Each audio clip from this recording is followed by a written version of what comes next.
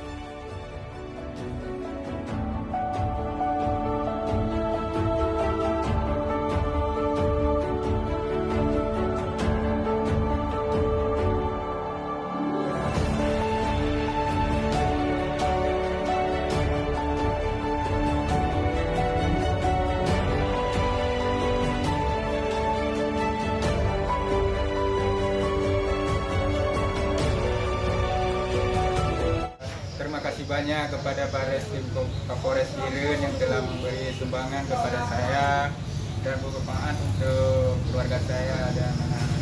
Terima kasih banyak.